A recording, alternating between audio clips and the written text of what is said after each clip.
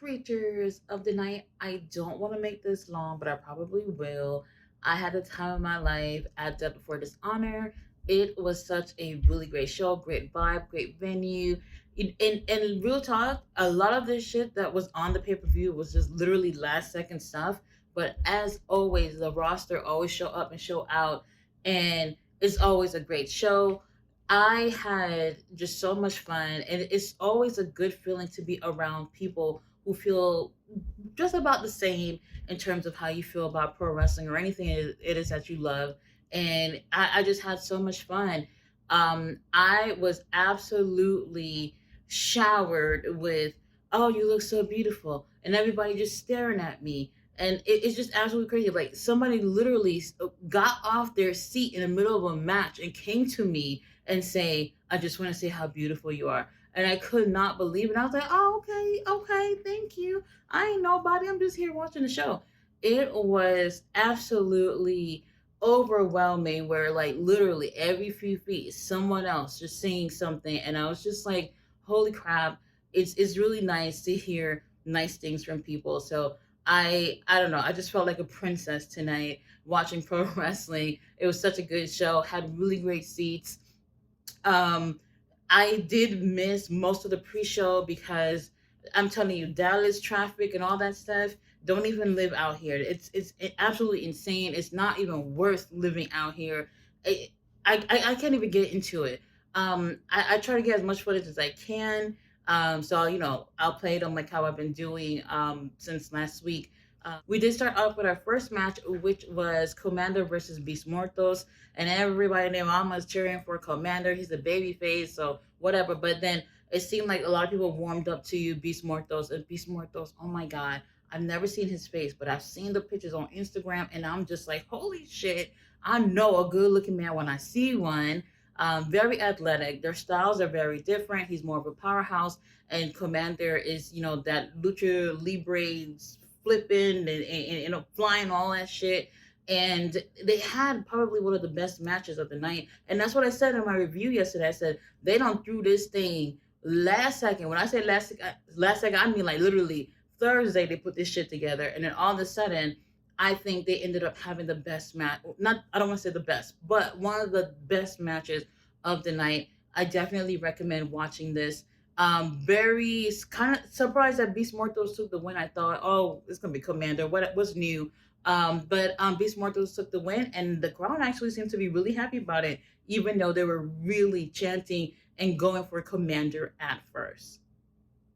Up next, we have the Undisputed Kingdom. They put the titles on the line against Ishii and Kyle Fletcher in a okay, should I say random ass match? In a way, it's a little bit random. They have something going on in AEW, but not Ring of Honor. So I kind of felt like another team that's in Ring of Honor should have gotten the opportunity. Now, this match was okay, not bad, but I have to say this, whether y'all want to believe me or not, real talk, when they came out, when the Undisputed Kingdom came out and they're ringside getting their shit together for like, I want to say like 7 seconds, 7 to 10 seconds, literally, myself and Matt Taven are just looking at each other. And I'm just like, holy shit, like the tension here. I mean, my hotel room is not that far away. It was absolutely insane. I couldn't even believe it. Anyway, that's just a moment for me. This was a great match. Kyle Fletcher, Uncle Don got involved to help the Undisputed Kingdom retaining their titles. And I was just like, holy shit, Kyle Fletcher with the crop top. Now I know a lot of people probably think men shouldn't wear crop tops, but Kyle Fletcher, he's doing it. He's making it work. Uncle Don came out there, and I'm the only person in the whole building shouting out for our uncle who came out there and helped the Undisputed Kingdom retain the title. Because real talk, ain't nobody want to see Ishii and Kyle O'Reilly win those titles. So it was what it was. Not bad though. But Matt Taven, if you're still around, give me a call. Up next, Layla Hirsch versus Diamante for the billionth time, and I'm not even exaggerating about it. Real talk, as soon as they announced that match was coming up next, everybody was just saying, let me go get my snacks. People just was not interested. Why? Because we've had them go against each other okay, I want to say probably 6 times within the past few months.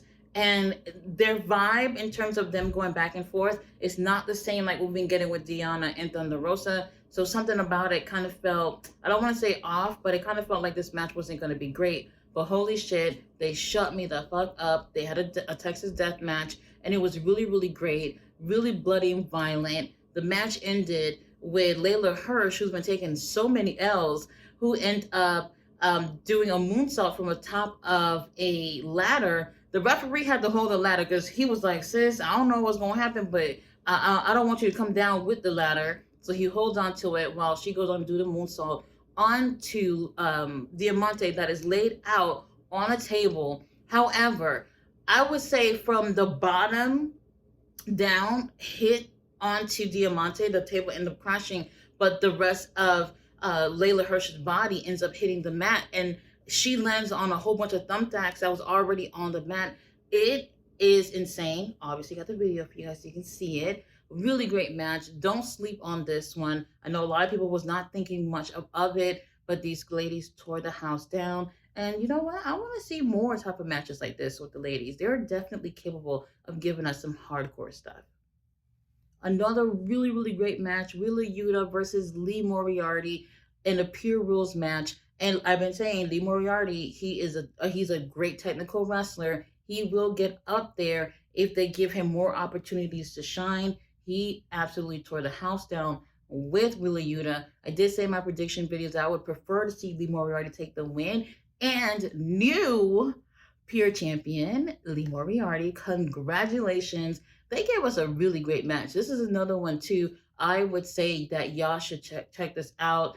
And I have his reaction of him winning. He looked so like surprised and just like shocked that this finally has happened. Absolutely deserves it. He's a tremendous wrestler. Wheeler Yuta seems to have gotten upset, ended up snatching the title, but then he took the title from the referee to give it to Lee Moriarty him damn self because obviously he deserves it. And yes, he does. I cannot wait to see what he does with that title. And also, speaking of new champions, Billy Starks versus Red Velvet. Oh my gosh, another great match. I knew it. I knew it, and I said in my review, I said it's time. Billy Starks, you know, she's young, she's got a lot of work to do, but I felt like we needed to move on. We absolutely needed to move on. Red Velvet ended up taking a win. Literally, Red Velvet family was sitting right in front of me, like across from me, and you could like her sister was there, and her sister, I don't know if they're twins or whatever, but looked exactly like her, and they were just so happy to see her take the win. It was so great to see just something different now. Can't wait to see what we get out of Red Velvet with that title. Tony Khan, do her right, please. Now, right after this, we do have the Von Erichs versus Von Erichs and Dustin Rhodes versus the Dark Order, and the winner of that match was supposed to go against something about the 6-man tag championships, which don't make sense. Whoever wins, whoever wins that gets to go against the Undisputed Kingdom tomorrow about the 6-man tag championship. And I'm just like, what's going on here? Didn't y'all unify those titles and now the patriarchy has that? I have no clue. I'm so confused. I'll be at that show tomorrow and see what the hell was going on with that.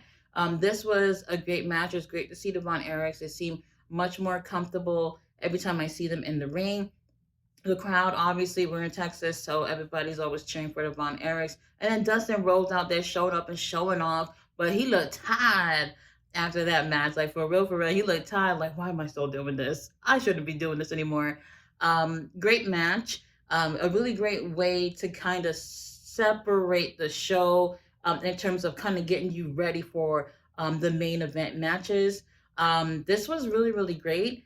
I would say, though, there was a part where Marshall ended up on the other side of the barricade, and he's like right next to me, and I'm just like, holy moly, you're so beautiful. Do you know that?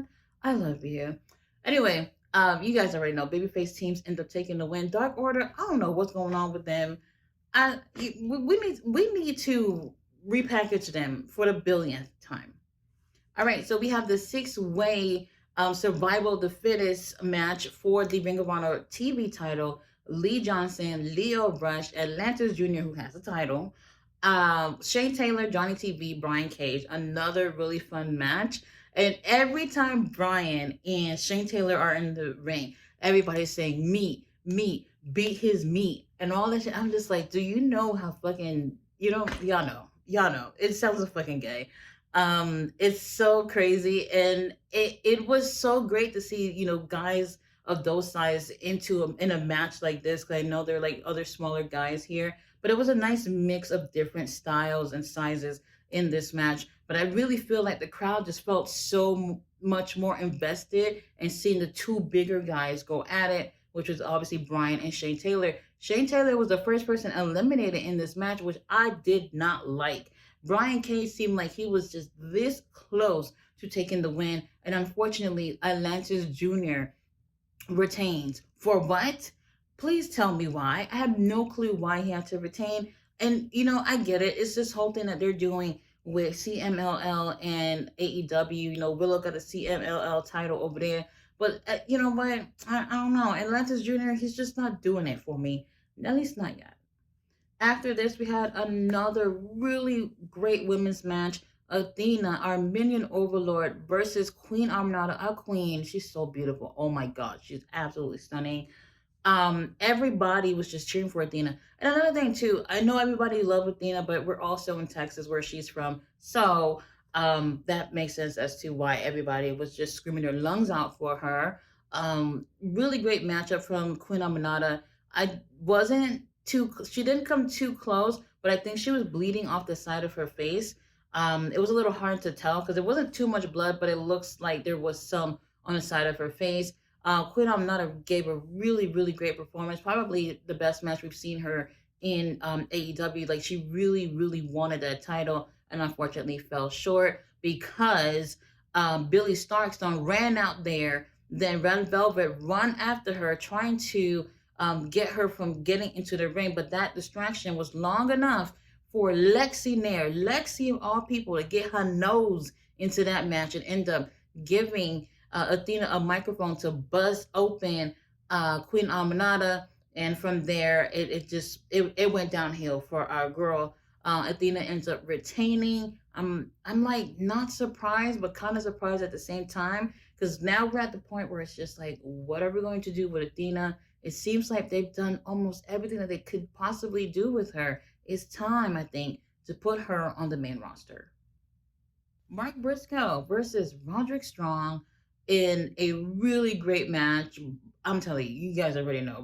Roderick, he is so great. I felt like it was me and one other person, the only ones cheering for Roderick in there. So I had to make extra noise, just to be heard because everybody was cheering for Mark Briscoe. I mean, I'm cheering for pretty much everybody, but I always make a little bit more noise for the heels because everybody and their mamas are always cheering for the baby faces. And y'all know me, I love heels. But I wouldn't have mind it go either way in terms of if Roderick won or if Mark won. But unfortunately, you just don't get your way. So Mark Briscoe does end up retaining. And I'm cool with it. I just want him to be on the shows. I am hoping that on Sunday with these Ring of Honor tapings that I'm going to, that I start seeing a change. Like these tapings are a beginning to change things. We got new champions, and yes, we got some people who did retain titles, but they need to go to a different direction from here. Really great matchup between the two of them. Roderick, I'm telling you, he's so great. I would love to see a world title on him, whether it's Ring of Honor or if it's AEW. He's great. Absolutely amazing. We do have the Kingdom that does get involved in this match. And then we had Ishii and Kyle O'Reilly, who also come out and like, you're not gonna come and mess up our buddy's match. They're part of the whole conglomeration foolishness or whatever. Pastor Briscoe retains, and everybody's so excited and happy about it. And I'm just like, I'm cool. I'm cool. Real talk. People in the audience, they don't watch the show. They really don't, but they're here to watch and support, which is okay too. I heard somebody saying behind me, talking about how Mark Briscoe, tag team partner, had passed away. They were partners for 20 years. They were best friends, but he's saying that they were not brothers. And he said him and his daughter died in the car crash or whatever. I'm just like, this motherfucker doesn't even know what the fuck happened. Like, you over here spreading fake news and shit at a wrestling show is absolutely wild. I don't know. A lot of people, they don't know anything in terms of Ring of Honor. Tony Khan comes out and make an offer saying that for anybody who came out to the pay-per-view, that they're offering 2 free tickets to come to the tapings, any taping of your choosing, for Sunday. I bought tickets for both, so I'll be at both of those tapings. It's going to be really interesting to see what happens because I'm just hoping for some change, positive change for Ring of Honor. There is so much potential. They have a really great roster, and they put on another amazing pay per view. However, there's still a lot of work to be done. Tony Khan, give me a call. Why didn't your press people contact me about being at the media scrum? We're gonna have a problem if this happens again. You need me back there.